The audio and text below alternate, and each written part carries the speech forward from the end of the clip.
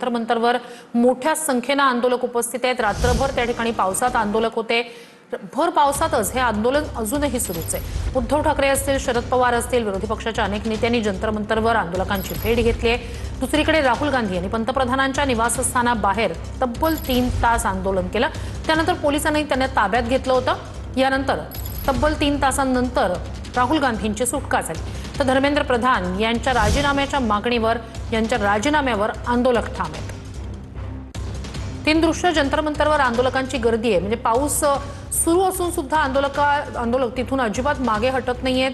आंदोलक मोठ्या संख्येने तिथे जमलेलेच आहेत। थोड्याच वेळात उद्धव ठाकरे यांची पत्रकार परिषद दिल्लीत असणार आहे। काल रात्री ते जंतर-मंतरवर गेले होते। त्यांनी उपस्थितांशी संवाद साधलाच आणि अभिजित दिपकेंची ही भेट घेतली। दुसरीकडे राहुल गांधी यांनी जवळपास 3 तास पंतप्रधानांच्या निवासस्थानाबाहेर आंदोलन केलं। त्यानंतर त्यांना ताब्यात घेण्यात आलेलं होतं। तिथे अनेक विरोधी पक्षाचे नेते उपस्थित होते। ही 3 दृश्य आता या सगळ्या पार्श्वभूमीवर सीजेपी असेल, हे सगळे आंदोलक विद्यार्थी असतील आणि विरोधी पक्ष सुद्धा असेल, धर्मेंद्र प्रधान यांच्या राजीनाम्याच्या मागणीवर ठाम आहे। तर महत्त्वाची घडामोड आहे ती म्हणजे उद्धव ठाकरे दिल्लीत अरविंद केजरीवाल यांची भेट घेणार आहेत। दिल्ली दौऱ्यात उद्धव ठाकरे नेत्यांच्या भेटीगाठी घेणार आहेत। उद्धव ठाकरे यांची थोड्याच वेळात पत्रकार परिषद असणार आहे। त्यानंतर उद्धव ठाकरे केजरीवाल यांची भेट घेणार आहेत।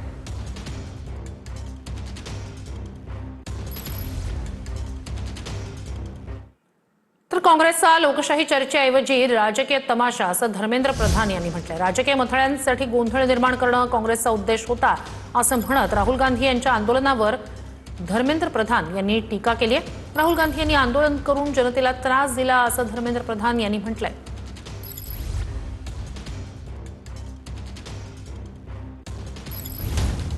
राहुल गांधी आणि काँग्रेसने पंतप्रधानांच्या निवासस्थानाबाहेर धरणं आंदोलन करून जनतेला त्रास दिला। सरकारने चर्चेसाठी तयारी दर्शवल्यानंतरही काँग्रेसने राजकीय तमाशा निवडला। विद्यार्थ्यांसाठी उपाययोजना करणं हा त्यांचा उद्देश नव्हता। फक्त राजकीय मथळ्यांसाठी गोंधळ निर्माण करणं हाच त्यांचा उद्देश। राहुल गांधींसाठी हा प्रश्न विद्यार्थ्यांचा नाही तर संघर्ष निर्माण करण्याचा आहे।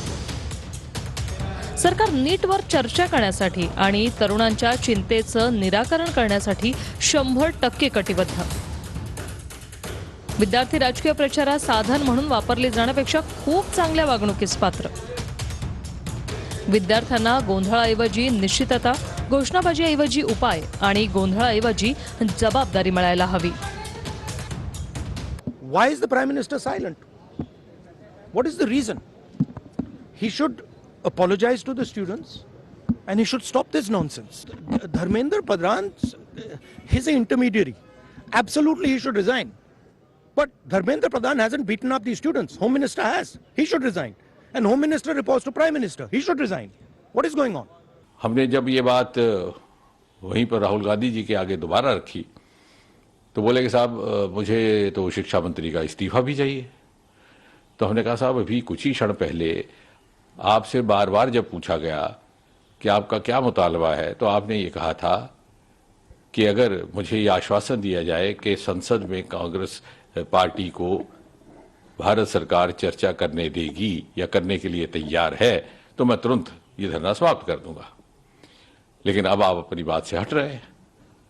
तो बोले साहब ये तो मेरी मर्जी है, मेरी मांगें बदल चुकी कि कुछ ही क्षणों में आप अपनी बात से मुकर जाए।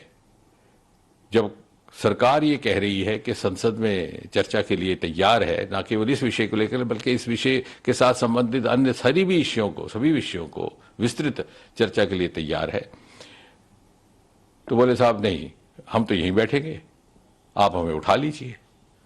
बोले साहब मैं तो आपसे चर्चा करने आया था बड़ी विनम्रता से, आपको उठाने का तो हमारा इरादा नहीं था।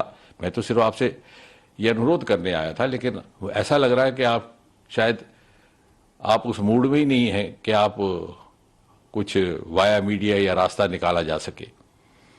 तो बोले आप जो मर्जी इसका निष्कर्ष निकालिए, मैं तो वही करूंगा जो मेरी मर्जी है। जो एजुकेशन सिस्टम एकदम ब्रोकन है, उसको हमें दुरुस्त करना है, उस सिस्टम को ठीक करना है। उसके लिए आप डिस्कशन करो।